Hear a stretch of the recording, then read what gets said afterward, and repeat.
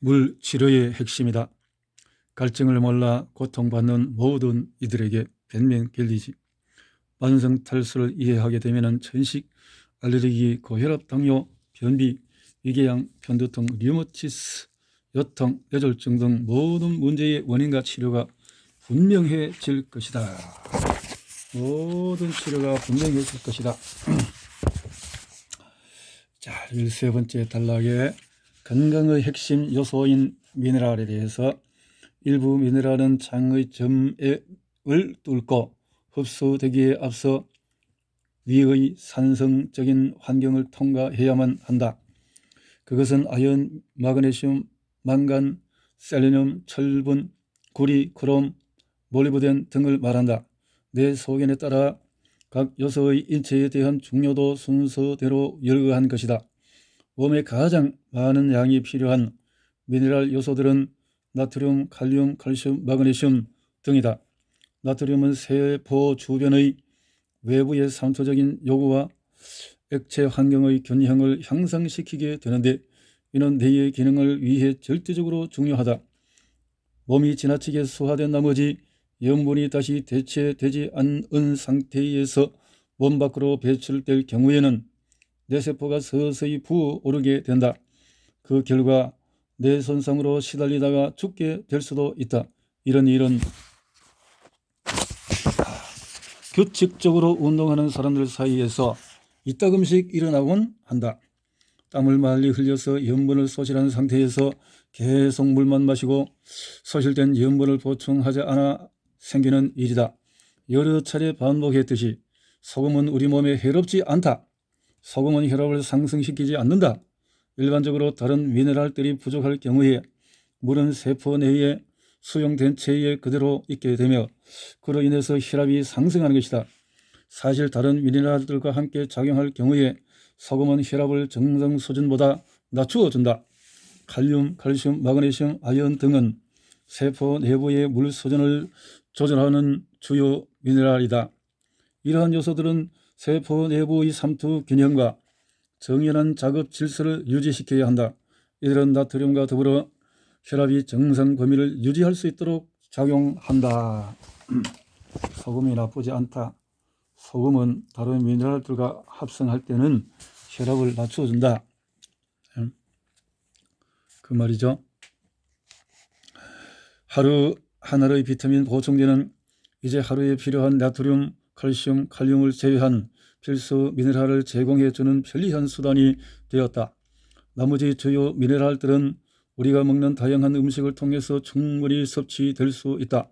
따라서 비타민과 미네랄 보충제는 평소 식단의 내용이 부실하고 과일과 야채가 충분히 포함되어 있지 않은 경우 일종의 보험이라고 생각할 수 있다.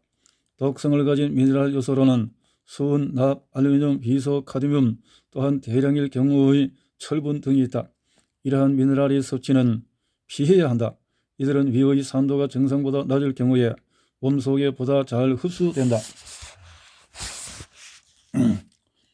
몸이 노화되어 감에 따라 일부에 있어서는 위산의 생산이 점점 더 줄어들기도 한다. 무위산증이라는 증세이다. 무위산증이 생기게 되면 체내의 미네랄이 결핍될 수도 있으며 또한 육류를 소화하는 데 어려움을 겪게 된다. 예전의 문화에서는 음식과 함께 먹는 피클이 이러한 문제에 대한 예방책이 되어 주었다. 요즘도 주식과 함께 먹게 되는 샐러드에 식초를 사용하게 되면 그와 똑같은 효과를 얻을 수 있다. 주식 속에 많은 육류가 포함될 경우에 위는 보통 소화할 수 있는 작은 입자로 고기를 부수기 위해서 많은 산을 분비한다. 이러한 입자들은 그 다음 장 속에서 아미노산 구성 요소의 크기로 더 작게 줄어들어 흡수되기에 이른다. 소화에 어려움을 겪는 사람들은 음식을 먹을 때에 약간의 레몬이나 피클을 곁들이는 습관을 들이도록 한다. 이런 목적에 어울리는 피클은 잘게 다진 컬리플라워나 그린 토마토, 당근, 샐러리, 양파, 버섯류, 가지, 양배추 등의 소금과 후추를 가미한 것이다. 이들 내용물을 용기에 넣고 양질의 식초를 부은 뒤 며칠 내에 몇 달 정도 두도록 한다. 며칠에서 몇 달 정도를 이렇게 해서 식초를 부어서 둔다. 이것을 먹게 되면 식초가 스며든 작은 입자들이 위 속에서 음식과 뒤섞여서 가까이 있는 효소를 산성화하여 소화를 촉진시키게 될 것이다. 중동지방의 음식 시장에서는 이러한 종류의 절임식품들이 포장 판매되고 있다. 식초를 이렇게 부어서 영원한 의약품 소금. 소금은 살아있는 모든 생명체들의 생존에 없어서는 안 될 물질이다. 특히 인간의 경우에 그 가운데서도 전식이나 알레르기, 자가 면역 질환에 시달리는 사람들에게는 절대적으로 필요한 물질이다. 소금은 오랜 세월을 통해서 치료자들이 사용해온 의약품이다. 일부 문화권에서는 소금이 대단히 귀중하며 실제로 같은 무게의 금과 교환되기도 한다. 사막지방에서는 소금을 섭취하는 것을 생명보험이나 마찬가지로 생각한다. 이들에게 있어 소금 강산이라는 말은 금강과 동일하고 할 수 있다. 소금은 무지한 의료 전문가들과 앵무새 언론들에 의해서 수년 동안 비난의 대상이었다. 그러나 이제 보충식품으로서의 소금의 중요성이 다시 인정되고 있다. 나는 이러한 변화를 이끌어온 초기 주장자 가운데 한 사람이다. 물과 소금, 칼륨, 이 세 가지 요소가 함께 몸의 수분 함량을 조절한다. 물은 각각 세포 속으로 들어가 세포 내부의 수분 함량을 조절한다. 세포로 들어간 물은 세포 대사의 독성 폐기물을 정화하고 추출해내야 한다. 물이 일단 세포 내로 들어가면 세포 속의 칼륨 성분이 물을 그 속에 그대로 붙들어 두게 된다. 심지어 식물의 세계에서도 칼륨이 과일 내부에 물을 보유함으로써 과일을 단단하게 한다. 일상의 식단에는 천연 과일이나 야채 등을 통해서 풍부한 칼륨이 포함되어 있지만 천연 소금은 포함되어 있지 않다. 우리의 일상 식단에 소금을 추가해야 하는 것도 이러한 이유에서이다. 주의할 것은 식품보호법 청결을 통해서 칼륨을 너무 많이 복용할 경우에는 문제가 야기될 수 있다는 점이다. 염분은 일부 수분을 세포 밖의 염분과 함께 있도록 붙잡아둔다. 염분에 의한 물의 삼투 응류. 염분은 세포 외부에 수용되어 있는 수분량의 균형을 맞춘다. 기본적으로 체내에는 두 가지의 바다가 있다. 하나는 세포 내부에 수용되어 있는 물이며 다른 하나는 세포 외부에 수용되어 있는 물이다. 이 두 바다 사이에 무엇보다도 까다로운 수분 용량의 균형을 얼마나 세심하게 유지하느냐에 따라 건강이 좌우된다. 이러한 수분량의 균형을 이루기 위해서는 물과 소금 그리고 칼륨이 풍부하고 몸에 필요한 비타민도 함유하고 있는 야채와 과일을 규칙적으로 섭취해야 한다. 이 경우 정제되지 않은 바다소금을 섭취하는 것이 좋은데 천연소금에는 몸에 필요한 몇몇 다른 미네랄들이 함유되어 있기 때문이다. 그러나 바다소금에는 갑상선의 정상적인 작용을 유지해주는 요오드가 충분하지 않을 수도 있으므로 갑상선종이 확대될 수도 있다. 요오드가 함유된 복합 비타민을 반드시 규칙적으로 복용하도록 한다. 말린 해초, 다시마, 켈프 등을 이용한 건강식품을 이용하는 것도 요오드를 섭취하는 한 방법이다. 세포 속에 들어갈 여분의 물이 없을 경우에는 짭짤한 외부 바다에서 여과된 물이 수분 부족에서 과로하고 있는 세포 속으로 주입된다. 이것은 극심한 탈수로 염분이 보충되고 부종이 생기는 상황에서 주요 세포들에 물을 공급하기 위한 2차적인 수단인 동시에 비상수단이다. 물을 여과하여 세포 내로 주입시키기 위해서는 보다 많은 물을 끌어와야 한다. 우리 몸은 비상시 핵심 세포에 여과하여 주입할 여분의 물 보유고를 갖기 위해 세포 외부 바다의 범위가 확장되게끔 설계되어 있다. 이를 위해서 뇌는 신장에게 소금과 물의 보유를 늘리라고 명령한다. 물을 충분히 마시지 않을 경우에 이러한 뇌의 명령으로 인해 부종이 생기게 되는 것이다. 체내의 수분 부족 상태가 보다 중요한 지경에 이르러 점점 더 많은 세포들이 주로 주입에 의해 물을 공급받게 되면 그에 따르는 주입 압력은 높아질 수밖에 없게 된다. 결국 세포에 물을 주입하는 데에 필요한 압력이 현저하게 높아진 것이 측정되면서 고혈압이라는 병명이 붙게 되는 것이다. 고혈압. 몸이 수평 상태로 누워있는 밤에는 수분 여과 공정과 세포 내로의 수분 전달이 보다 효율적이다. 이러한 자세에서는 낮 동안에는 주로 다리에 몰려있던 물이 혈액순환을 아래로 끌어당기려는 중력의 힘과 애써 싸우지 않아도 되기 때문이다. 일부 세포는 이러한 긴급 수화 공정에 오랫동안 계속 의존하게 되며 폐는 밤에 물에 잠기기 시작하여 호흡이 어려워지게 된다. 결국 앉은 채로 잠을 자기 위해 더 많은 배기가 필요하게 된다. 소위 심장 천식이라는 증세로서 탈수로 인한 결과이다. 그러나 이러한 상태에서는 처음부터 너무 많은 물을 마심으로써 시스템에 과중한 부담을 주어서는 안 된다. 물 섭취량과 같은 비율로 소변 배출이 증가하기 시작할 때까지 서서히 시간을 두고 물 섭취를 늘려야 한다. 물을 마심으로써 투명한 소변을 배출하게 되면 몸에 저장해 두었던 많은 염분 또한 함께 빠져나가게 된다. 이것이 바로 몸속의 부종액을 제거하게 되는 방법이다. 이뇨제 복용에 의해서가 아니라 수분 섭취를 통해서 제거할 수 있는 것이다. 물은 현존하는 최고의 천년 이뇨제이다. 부종이 확장되고 별로 움직이지 않아도 심장이 불규칙하게 혹은 빠르게 뛸 경우에 역시 서서히 시간을 두고 물 섭취량을 늘리도록 해야 한다. 그러나 물이 배출되지 않은 채 몸속에 보류되어서는 안 된다. 또한 2, 3일 동안 소금 섭취를 제한해야 한다. 소금을 보유하기에는 몸이 아직도 지나치게 혹사당하고 있는 상태이기 때문이다. 일단 부종이 없어지고 난 뒤에 다시 식단에 소금을 추가하도록 한다. 심장 곡동이 불규칙하거나 맥이 빠르고 정신없게 뛰는 한편 부종성 증세가 없는 경우에는 물과 소금, 그 밖에 마그네슘, 칼슘, 약간의 칼륨 등을 늘리게 되면 문제를 완화할 수 있다. 소금 속에 감추어진 기적. 소금은 단순히 체내의 수분 함량을 조절하는 것 외에 중요한 여러 가지 기능을 가지고 있다.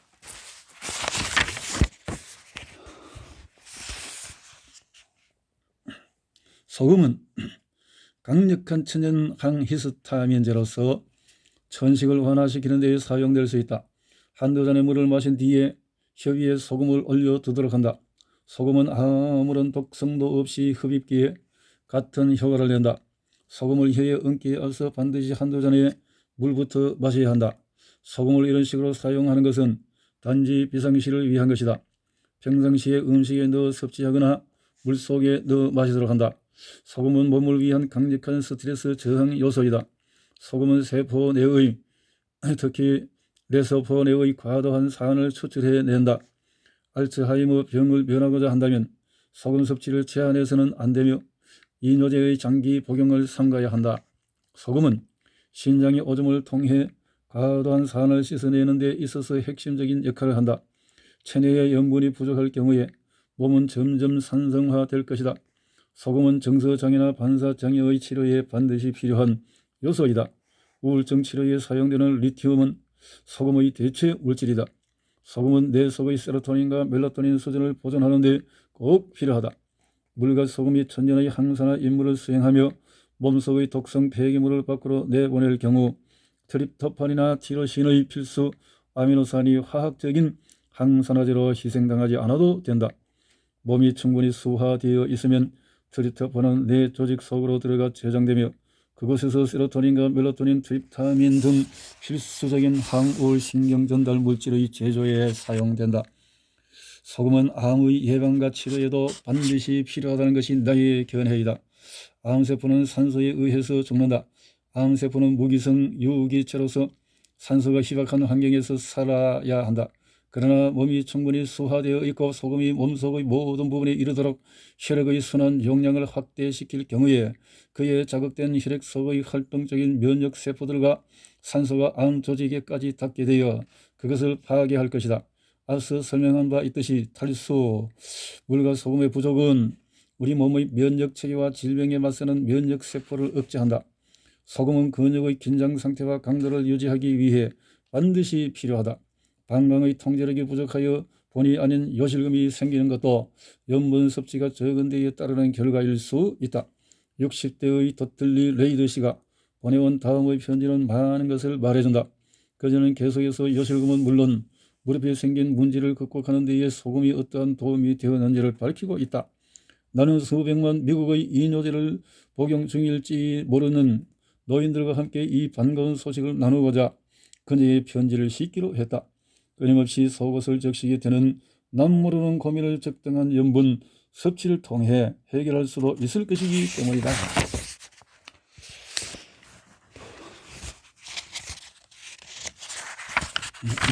벤맨겔리지 박사님, 1999년 6월 25일 저는 직장에서 조퇴를 해야 했답니다.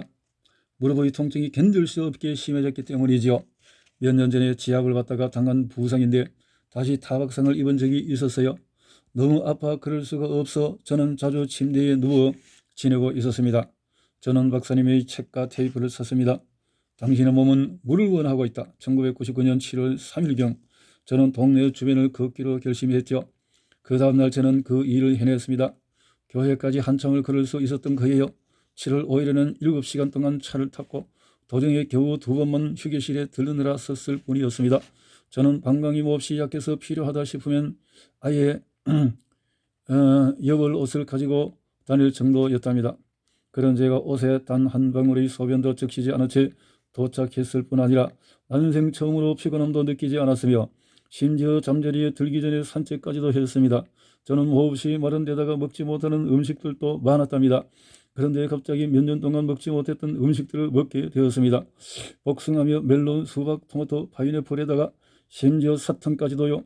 아무런 부작용도 없이 맛있게 먹을 수 있었지요. 저는 이전 몇 년간 물 외에는 아무것도 마시지 않았지만 소금은 멀리 했었습니다. 정말 큰 실수였던 거지요. 제 근육은 정말로 심하게 아팠고 몸 여기저기도 마찬가지였답니다. 아직도 극복해야 할 몇 가지 문제가 있기는 하지만 저는 지금 제 몸이 하는 말에 귀 기울이는 법을 배워가고 있으며 가스나 소화, 순환, 알레르기 등의 문제를 더 이상 겪게 되지 않기를 기대하고 있습니다. 또한 요즘 지난 몇 년 동안에 보낸 날들보다도 한결 컨디션이 좋다고 진심으로 말할 수 있답니다. 박사님의 도움에 대한 고마움은 이루 말할 수가 없을 정도입니다. 고혈압을 야기한다는 오해와는 대조적으로 소금은 불규칙한 심장박동을 안정시키는 데에 아주 효과적이며 앞서도 말했듯이 사실은 물과 미네랄과 더불어 혈압 조절에 꼭 필요한 요소이다. 물론 적당한 비율이 중요하다. 물을 많이 섭취하면서 저염도 식사를 하는 사람들 가운데에는 실제로 혈압이 상승되는 사람들도 있다. 그 논리는 아주 간단하다. 소금을 먹지 않으면서 물을 마신다면 물은 모든 혈관을 완전히 채울 만큼 혈액순환 속에 충분히 머무를 수 없게 된다. 그에 따라 졸도하는 일이 생기거나 동맥을 조임으로써 혈압 상승이 나타나는 경우도 있다. 한두 잔의 물과 약간의 소금으로 줄다름치며 둥둥거리는 심장을 신속하고 효과적으로 가라앉힐 수 있을 것이다. 또한 장기간 섭취하게 되면 혈압이 낮아지게 될 것이다. 식생활에 있어서 물과 소금의 알맞은 균형에 대해 담당 의사와 상의하는 것이 좋다. 소금은 수면 조절에 꼭 필요한 물질이다. 천년의 수면제라 할 수 있다. 물을 한 잔 가득 마시고 나서 몇 알갱의 소금을 혀 위에 얹고 가만히 놔두면 자연스럽게 깊은 잠에 빠지게 될 것이다. 물을 마시기 전에는 절대 혀에 소금을 얹어서는 안 된다. 소금만을 되풀이할 경우에는 코피를 흘리게 될 수도 있다. 일상적으로 물을 섭취하고 식단에 약간의 소금을 추가함으로써 수면 패턴을 조절할 수 있을 것이다. 소금은 당뇨 조절에 절대적으로 필요한 요소이다. 혈액 속의 당 균형을 바로잡고 혈당 조절을 위해서 인슐린을 주사해야 한다는 사람들에게 인슐린 의존을 낮출 수 있도록 도움을 준다. 물과 소금은 당뇨로 인한 눈과 혈관의 2차적인 손상 범위를 줄여준다. 소금은 체내 모든 세포 속의 수력 전기 에너지의 생성에 반드시 필요하다.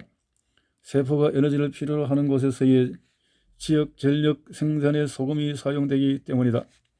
인식의 순간부터 죽음에 이를 때까지 내 세포가 살아 일하는 일생 내내 소금은 신경세포의 의사 전달과 정보 공정이 반드시 필요하다. 소금은 장관을 통해서 음식 입자들을 흡수하는 데에 꼭 필요하다. 소금은 폐 속의 점액 마개들을 풀어 없애고 끈적끈적한 가래를 씻어내는 데에 반드시 필요하다. 천식이나 폐기종, 난성 섬유증으로 고생하는 사람들에게는 특히 더 필수적인 물질이다.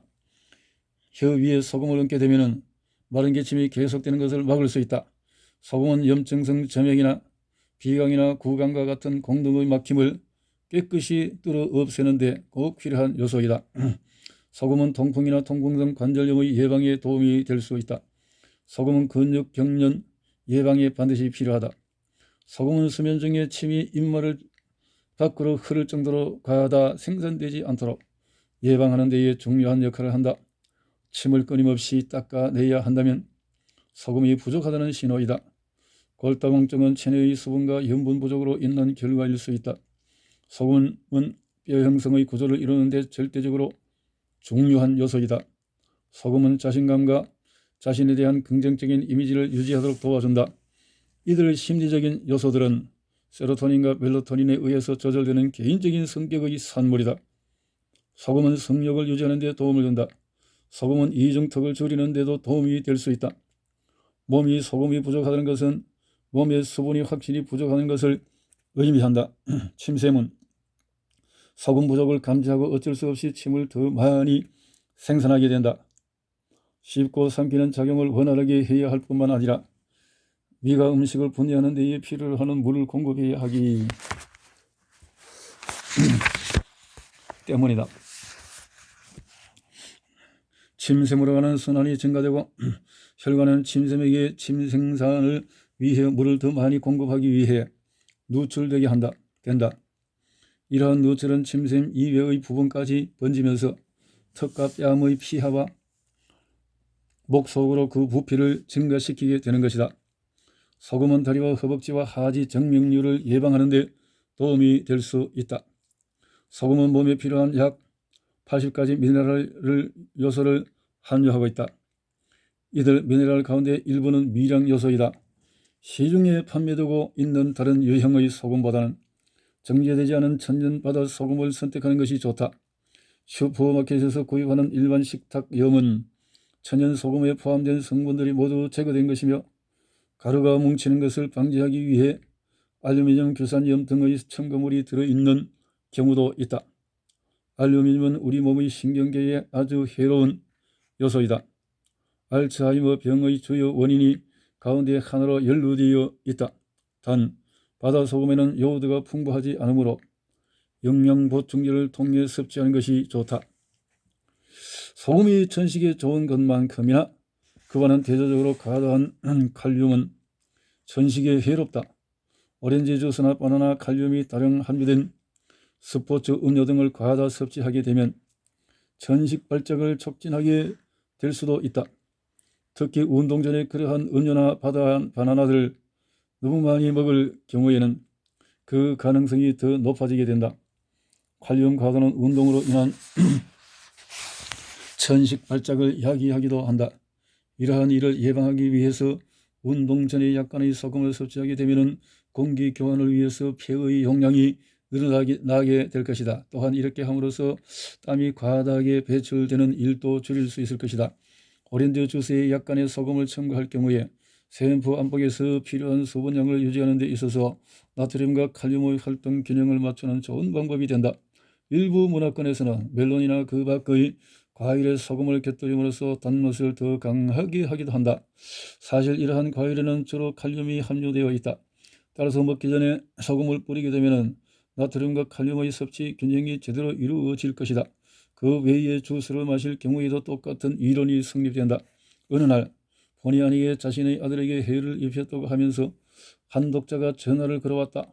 오렌지 주스가 비타민C의 보호임을 알고 있었던 그는 날마다 아들에게 여러 잔의 주스를 억지로 마시게 했다. 아이는 호흡곤란 증세가 생겼고 수많은 천식 발작을 일으켰다. 대학에 들어가면서 집을 떠나 아버지의 영향권을 벗어난 뒤에야 비로소 천식이 없어지고 호흡도 정상을 되찾게 되었다. 아버지는 아들에게 전화를 걸어 어린 시절 그토록 고통을 겪게 한 것에 대해 사과하지 않을 수 없었다고 했다. 이들이 오렌지 주스의 반기를 들면 들수록 아버지는 더 오렌지 주스를 먹어야 한다고 강요했을 뿐만 아니라 많이 마셔야 좋다고 확신했던 것이다. 대략 계산해서 하루에 10잔 물을 마실 경우 3에서 4g의 소금을 먹어야 한다. 약 반 티스푼이면 3g이 된다. 좀 더 쉽게 계산하자면 물 900ml 1쿼터에 소금 4분의 1 티스푼을 섭취하면 된다. 내가 아는 사람들 중에는 전식을 다스리기 위해 매일 한 스푼 이상의 소금을 섭취하는 사람도 있다. 소금은 한낮을 내내 조금씩 나누어 먹어야 한다. 만약에 운동을 하고 땀을 흘리는 경우라면 소금을 좀 더 섭취해야 된다. 뜨거운 기후에서 피부 표면을 통해서 무의식 중에 수분을 잃게 된 경우에는 더욱 소금을 많이 섭취해야 한다. 이러한 기후에서 소금이 생존과 건강, 열 탈진, 죽음 사이를 오가며 영향력을 발휘하게 된다. 동시에 절대 주의할 것은 소금을 과잉 섭취해서는 안 된다는 것이다. 몸에 필요한 물과 소금의 비율에 주목해야 한다. 언제든지 과도한 소금을 몸 밖으로 씻어낼 수 있도록 반드시 물을 충분히 마시도록 한다. 음식을 지나치게 많이 먹지도 않았는데 어느 날 갑자기 체중이 늘어난다면 소금을 너무 많이 섭취했기 때문이다. 하루 동안의 소금 섭취를 억제하고 소변 배출이 늘어나도록 물을 많이 마심으로써 불어난 것을 없애도록 한다. 식생활을 통한 소금과 물의 정확한 균형을 정하기 위해서는 상담이 좋다.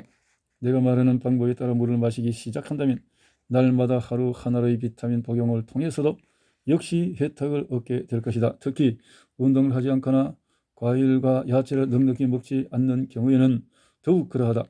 육류와 생선의 단백질은 셀레늄과 아연의 훌륭한 공급원이다.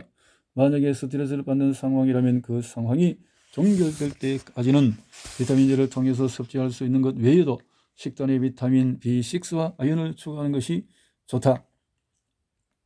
또한 단순 포진, 입술이나 눈가의 단순 포진 바이러스나 음부 포진으로 시달리고 있다면 반드시 아연과 비타민 B6를 식단으로 추가해야 한다. 바이러스성 포진은 아연 결핍과 관련 합병증으로 인한 결과임이 거의 틀림없기 때문이다.